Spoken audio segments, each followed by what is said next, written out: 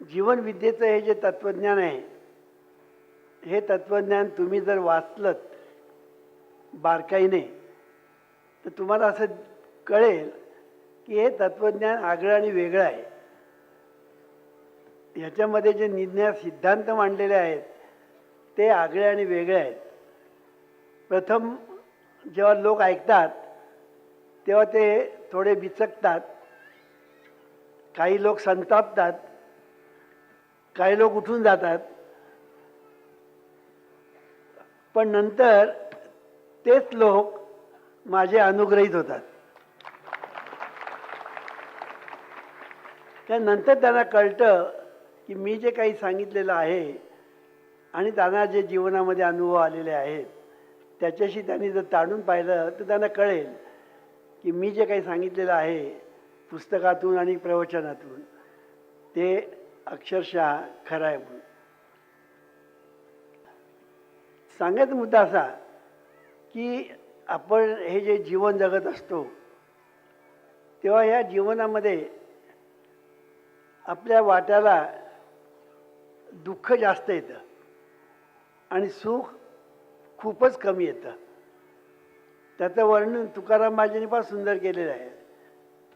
सुख पाहता जवा पाडे दुःख पर्वताये, दुःख पर्वताये वडे, दुःख पर्वताये. सुख पाहता जवा पाडे दुःख पर्वताये वडे, दुःख पर्वताये वडे, दुःख पर्वताये वडे, दुःख पर्वताये वडे. सुख पाहता जवा पाडे दुःख पर्वताये वडे, दुःख पर्वताये वडे, दुःख पर्वताये वडे, दुःख पर्वताये वडे. विठाला विठाला विठाला विठाला विठाला विठाला विठाला विठाला विठाला. एक सूचना करायची म्हणजे असं की आम्ही जेव्हा इथे प्रवचन किंवा प्रबोधन करतो तेव्हा मी तुमच्याशी संवाद करत असतो, मी तुमच्याशी बोलत असतो, तुम्हाला काहीतरी सांगत असतो. तिथून तुम्हाला माझ्याशी बोलता येत नाही पण मी इथून तुमच्याशी बोलत असतो. आणि हे बोलत असताना सांगत असताना माझी अशी अपेक्षा आहे की तुम्ही आमच्याशी एकरूप व्हावं, समरस व्हावं आणि आम्ही इथे जे काही म्हणतो ना ते तुम्ही पण तिथे आमच्या मागे म्हणावं. त्याने काय होईल, त्याने एक जो रंग निर्माण होईल तो रंग म्हणजे पांडुरंग असेल. की नाही, माझे भक्त गाती जेथे नारदा मी उभा तेथे, नारदा मी उभा तेथे, नारदा मी उभा तेथे. माझे भक्त गाती तेथे, नारदा मी उभा तेथे, नारदा मी उभा तेथे, नारदा मी उभा तेथे. माझे भक्त गाती देते, माझे भक्त गाती देते, नारदा मी उभा तेथे, नारदा मी उभा तेथे, नारदा मी उभा तेथे. माझे भक्त गाती जेथे, माझे भक्त गाती जेथे, नारदा मी उभा तेथे, नारदा मी उभा तेथे, नारदा मी उभा तेथे. विठाला विठाला विठाला विठाला विठाला विठाला विठाला विठाला विठाला विठाला विठाला. पूर्वी मी वारकरी पद्धतीची बरीच कीर्तनं केलेली आहेत, त्याच्या शिडी पण आहेत. पण काही वर्षापूर्वीपासून म्हणजे प्रकृतीमुळे म्हणा किंवा अन्य कारणामुळे म्हणा मी आता प्रबोधनच करतो बसून. पण कीर्तन करण्याची हौस आणि कीर्तनाचा जो रंग तो रंग उभा राहूनच केला पाहिजे असं कुठे शास्त्र आहे. शेवटी रंग महत्वाचा आहे, श्रीरंग महत्वाचा आहे, पांडुरंग महत्वाचा आहे. बसून केलं काय आणि उभं राहून केलं काय त्याच्यामध्ये देवाला काही वेगळं नाही. असो, आपण सर्व मंडळी जेव्हा नामाचा घोष करतो,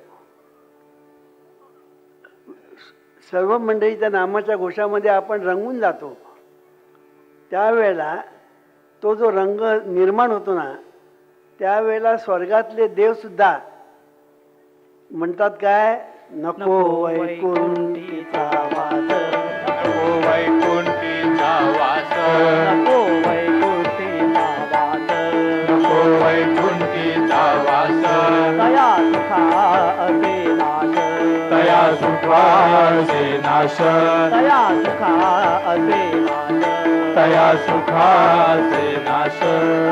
अद्भुत हारत कथाकारी नामाचा, अद्भुत हारत कथाकारी नामाचा, अद्भुत हारस कदाकारी नामाचा, अद्भुत हारस कदाकारी नामाचा. नको वैकुंठीचा वास, नको वैकुंठीचा वास, नको वैकुंठीचा वास, नको वैकुंठीचा वास, तया सुखाचे नाश, तया सुखाचे नाश, तया सुखाचे नाश, तया सुखाचे नाश. अद्भुत हारता कथाकारी नामाचा, अद्भुत हारता कथाकारी नामाचा, अद्भुत हारस कदाकारी नामाचा, अद्भुत हारस कदाकारी नामाचा. विठ्ठल विठ्ठल विठ्ठल विठ्ठल विठ्ठल विठ्ठल विठ्ठल विठ्ठल विठ्ठल विठ्ठल विठ्ठल विठ्ठल विठ्ठल विठ्ठल विठ्ठल विठ्ठल विठ्ठल विठ्ठल विठ्ठल. आपण जर संसार, जीवन, आपलं नेहमीचं जगणं याचा जर विचार केला तर आपल्याला असं दिसून येईल की जीवनामध्ये दुःख अधिक आणि सुख कमी. सुख कणभर, दुःख मनभर. सुख जवा एवढं, दुःख पर्वता एवढं. असं का होतं? असं का होतं? बरं, ही परिस्थिती आजच आहे असं नव्हे. तुकाराम महाराजांच्या वेळेला तीच परिस्थिती, ज्ञानेश्वर महाराजांच्या वेळेला तीच परिस्थिती, अगदी पुरातन प्रभू रामचंद्राच्या पासून सुद्धा तीच परिस्थिती, त्याच्याही आधीपासून तीच परिस्थिती. म्हणजे आपण जर असा विचार केला की जगामध्ये एवढे अवतार झाले, जगामध्ये एवढे ऋषी मुनी झाले, जगामध्ये एवढे संत झाले, जगामध्ये एवढे विचारवंत झाले, जगामध्ये पंत झाले, संत झाले, महंत झाले, सगळे झाले, तर दुःख कमी होण्याच्या ऐवजी उलट वाढते आहे. पूर्वीचा काळ जर आपण पाहिला तर आपल्याला असं वाटतं की त्यावेळेला खूप आपण बरे होतो. आताचा जर काळ पाहिला तर आपल्याला असं वाटतं की अरे, पूर्वीच्या लोकांनी, मी आता पूर्वीचे काय म्हणतो, मी पूर्वीचा अनुभव आहे म्हणून काय, माझं वय 90, म्हणजे जवळजवळ एक शतक मी पाहिलं.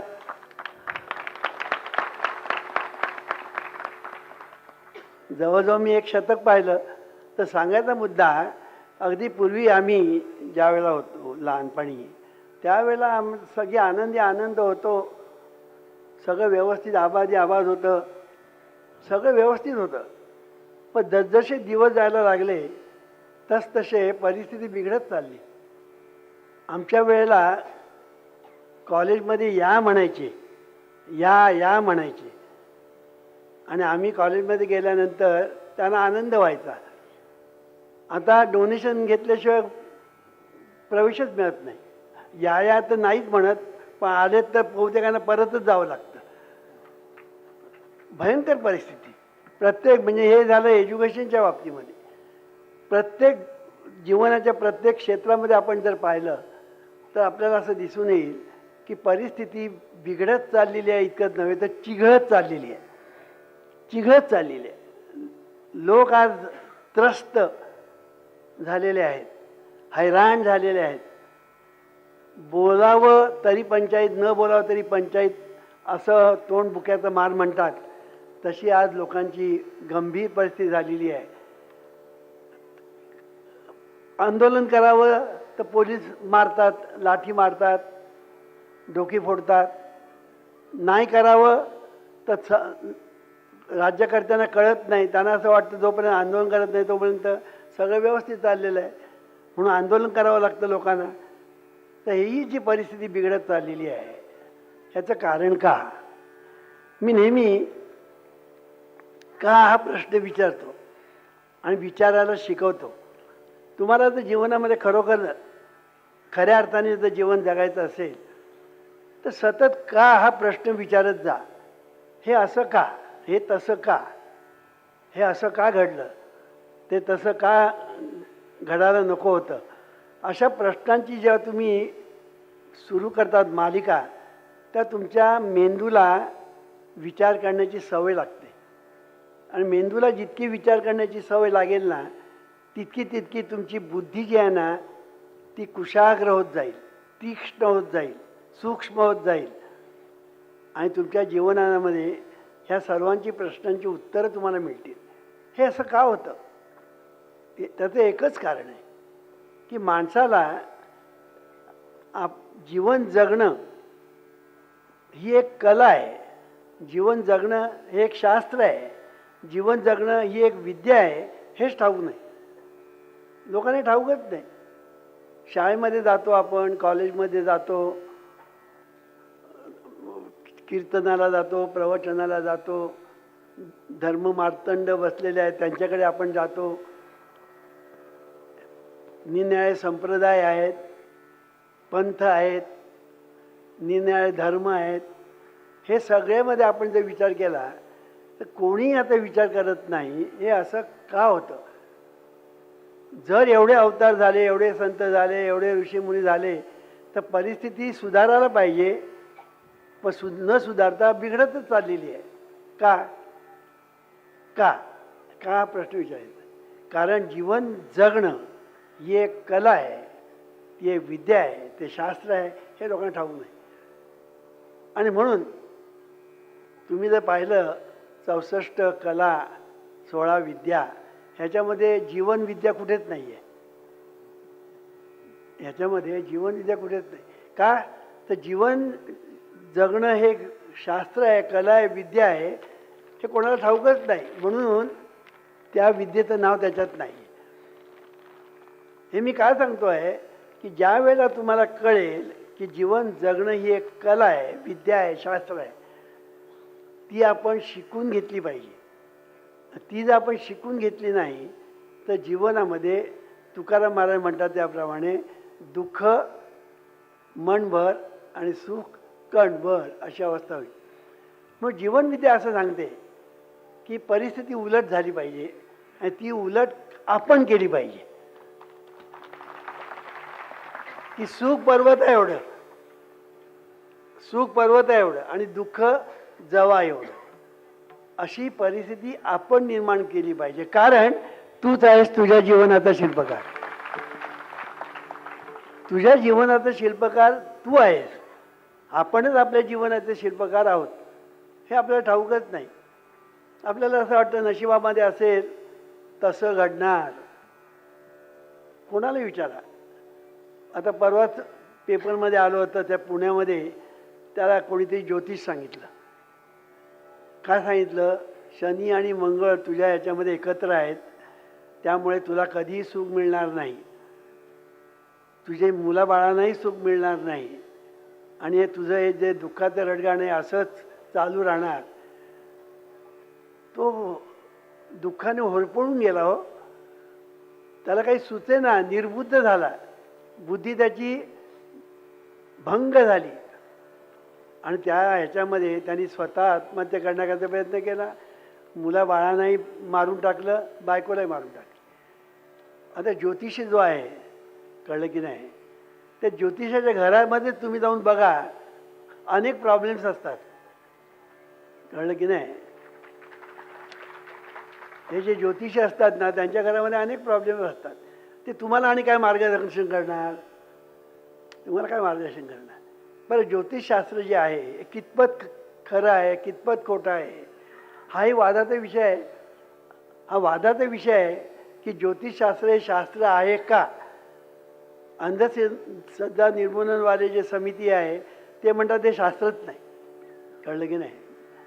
तर सांगायचा मुद्दा काय की हे शास्त्र आहे की नाही इथपासून तयारी आहे. अशा शास्त्रावर किती आपण अवलंबून राहायचं, किती विश्वास ठेवायचा, एवढा जर विवेक नसेल तर त्या माणसाचं जे झालं ना ते तुमचं आमचं झालं. आपल्याकडे बघा, प्रत्येक मनुष्य ज्योतिषाकडे त्याची जाण्याची ओढ असते. कळलं की नाही. का असते. भविष्यात काय लिहिलेलं आहे हे जाणून घेण्यासाठी. कुतूहल, ज्याला आपण जिज्ञासा म्हणतो, की भविष्यामध्ये काय लिहिलेलं आहे आपलं. आता भविष्यामध्ये काय लिहिलेलं आहे हे ब्रह्मदेवाचा बापसुद्धा सांगू शकणार नाही. कळलं की नाही.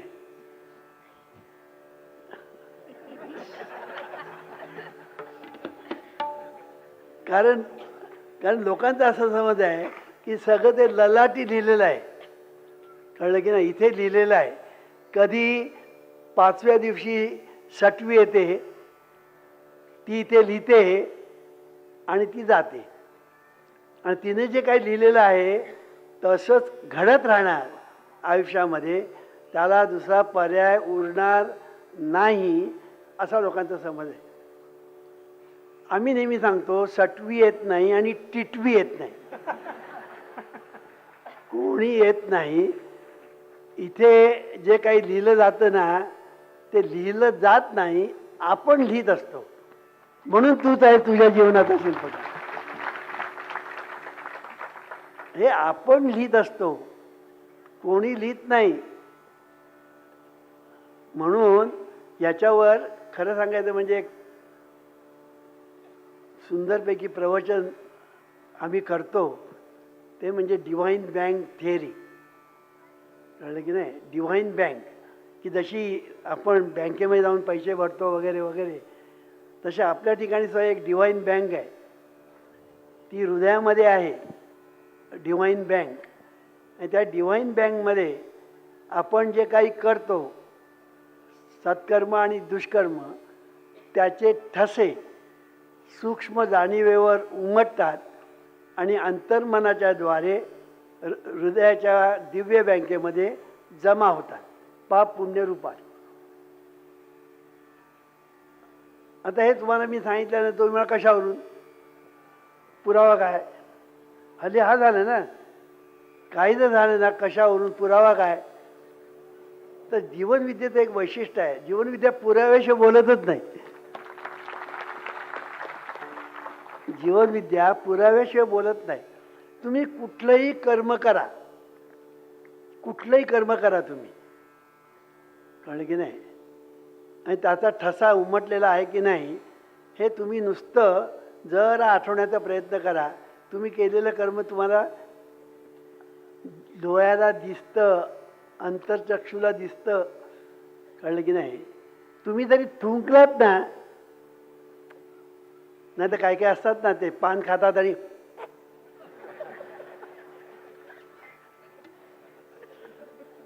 असं जरी त्यांनी पिच केलं ना तरी या ठिकाणी टच होतं. या ठिकाणी डिव्हाइन बँकमध्ये ते जमा होतं. कशावरून. त्याने काल पिच केलेलं आज सुद्धा त्याला आठवतं. काल त्याने जे थुकला ना आज त्याला ते आठवतं. इतकंच नव्हे तर अगदी म्हातारं झालं तरी त्याला ते आठवेल. आम्ही लहानपणी आंग्रेवाडीत राहत होतो. गिरगाव बॅकरोड आंग्रेवाडी मुंबई, तिथे राहत होतो.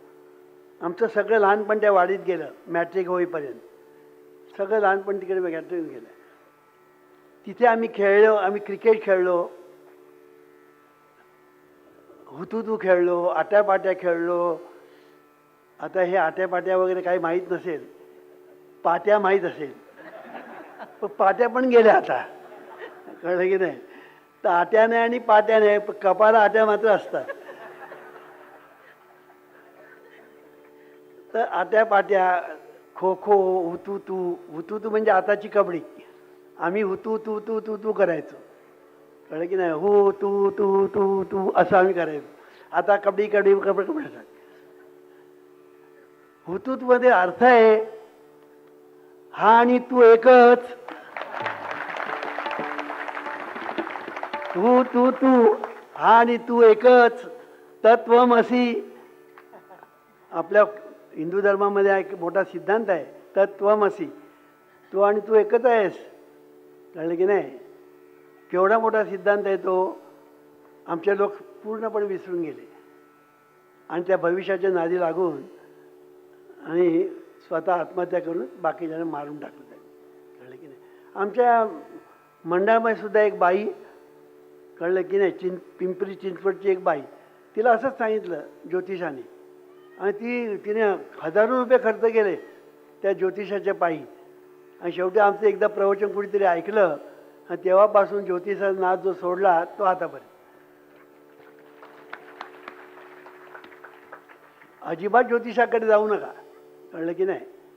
आणि गेलात चुकून तर तो जे काही चांगलं सांगेल ते आपल्यासाठी, आणि तो जे वाईट सांगेल ते त्या ज्योतिषासाठी.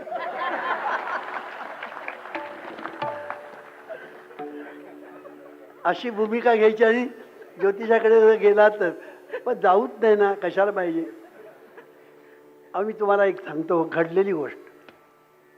एकदा आमचा एक नामधारक एका मुलीला घेऊन आला, कळलं की नाही. मी म्हटलं काय बुवा काय झालं. म्हणजे ज्योतिषाने या मुलीला सांगितलं तू 6 महिन्यात मरणार. आणि वर काय सांगतो, फोडणी बायका देतात की नाही, तशी त्यांनी फोडणी दिली, माझं भविष्य कधी खोटं होत नाही. आता ती मुलगी बोलून चालून कॉलेजमध्ये जाणारी हैराण झाली. कॉलेज जायचं बंद, जेवणावर लक्ष नाही, दिवसेदिवस बारीक होत चालली. तेव्हा तिच्या आईवडिलांनी आमच्या नामधारकाला सांगितलं की बुवा हिला घेऊन जात वामनराव पैकडे. मग ते माझ्याकडे आले. मी सांगितलं त्या मुलीला लिहून घे, 6 महिन्यात तू मरणार तर नाहीत, पण तुला उदंड आयुष्य आहे, लिहून घे.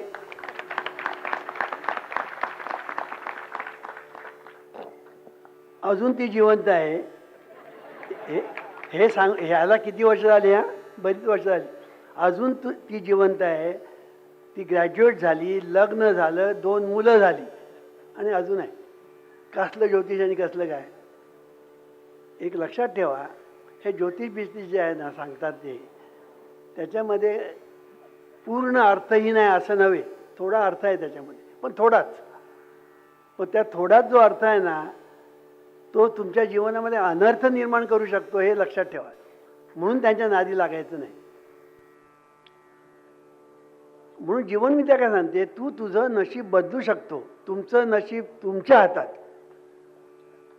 तुम्ही स्वभाव बदलू शकता. लोक म्हणतात मेल्याशिवाय स्वभाव जात नाही, म्हणतात की नाही. आपल्याकडे म्हणत आहे मेल्याशिवाय स्वभाव जात नाही, म्हणत आहे. जित्याची खोड मेल्याशिवाय जात नाही. आता आमच्याकडे किती खोडकर जे आहेत ना ते बदलले. हे बघा इथे बसलेत, एक एक रत्न बसलेत ना, हे सगळे कामातून गेलेले होते. इथे बसलायत, तिथे बसलायत, बरेच कामातून गेलेल्या केसेस होत्या. आज ते किती चांगलं जीवन जगतात विचारा, किती चांगलं जीवन जगतात विचारा. मी हे काय सांगतो आहे की आपणच आपल्या जीवनाचे शिल्पकार आहोत. हे जोपर्यंत आपण लक्षात घेत नाही, पटवून घेत नाही, तोपर्यंत हे असंच चालणार. म्हणून कपाळावर कोणी लिहित नाही. आपण जे काही करतो ते आपणच लिहित असतो. इतकंच नव्हे तर ते रेकॉर्ड करण्याचं कामसुद्धा आपणच करतो. आता बघा इथे माझं बोलणं आणि या ठिकाणी जे त्याला काही दिसतं आहे ते, हे सगळं तो आता रेकॉर्ड करतो आहे. व्हिडिओ त्याला आपण म्हणतो की नाही, ते रेकॉर्ड करतो. आता बघा ते इथे सगळ्याला रेकॉर्ड करत आहे, पण पाठीमागे रेकॉर्ड होत नाही आहे. पण त्यांनी असं फिरवलं ना की पाठीमागचं रेकॉर्ड होईल, कळलं की नाही. तर सांगायचा मुद्दा तो रेकॉर्ड करतो आहे त्याच्यामध्ये दोन गोष्टी आहेत, श्रवण आणि दिसणं, दर्शन. ह्या दोन गोष्टी व्हिडिओ रेकॉर्ड करू शकतं. साधा जो टेप रेकॉर्डर असतो ना तो फक्त व्हॉईस म्हणजे आवाज रेकॉर्ड करतो, दृश्य रेकॉर्ड करू शकत नाही. पण हा जो कॉम्प्युटर आहे ना, हा जो व्हिडिओ आहे ना, हा एवढा विलक्षण आहे, एवढा दिव्य आणि भव्य आहे की या ठिकाणी प्रत्येक विचार, तुम्ही केलेला प्रत्येक विचार, सांगतो नीट ऐकून घ्या, तुम्ही केलेला प्रत्येक विचार, तुम्ही केलेली प्रत्येक कल्पना, तुमची प्रत्येक भावना, तुमचा प्रत्येक संकल्प, तुम्ही मनामध्ये जे केलेलं चिंतन सर्व रेकॉर्ड होतं. कशावरून? तुम्ही आठवून बघा. तुम्हाला आठवतं, अरे थोड्या पाच मिनिटापूर्वी आपण कसला विचार केला होता, आठवतं बघा. गंमत अशी आहे की हे सगळं रेकॉर्ड होतं. त्याचप्रमाणे तुम्ही मनामध्ये ज्या इच्छा करता त्याही रेकॉर्ड होतात. तुम्ही बोललात ना, रेकॉर्ड झालं म्हणून समजा, आणि तुम्ही केलं ते रेकॉर्ड झालं. म्हणजे तुमचे विचार, तुमचे उच्चार, तुमचे आचार, तुमच्या इच्छा, तुमच्या कल्पना, भावना, धारणा, वासना सगळं रेकॉर्ड होतं. A to Z सर्व रेकॉर्ड होतं. असा दिव्य भव्य अलौकिक असा हा ह्युमन बॉडी ज्याला आपण म्हणतो ना, मनुष्य देह, याच्या ठिकाणी सर्व रेकॉर्ड होतं. हे रेकॉर्ड कोण करतं असा प्रश्न. इथे कोण बसलाय का हो इथे रेकॉर्ड करणारा? इथे कोण आहे का रेकॉर्ड करणारा? आहे, तो रेकॉर्ड करणारा आहे इथे. ईश्वर सर्वभूतानां हृद्देशे अर्जुन तिष्ठती भ्रामयन् सर्वभूतानि यंत्रारूढानि मायया. इथे तो ईश्वर बसलेला आहे ना, तो ईश्वर आपल्याच ठिकाणी बहिर्मन, अंतर्मन, दिव्यमन या रूपाने नांदत असतो.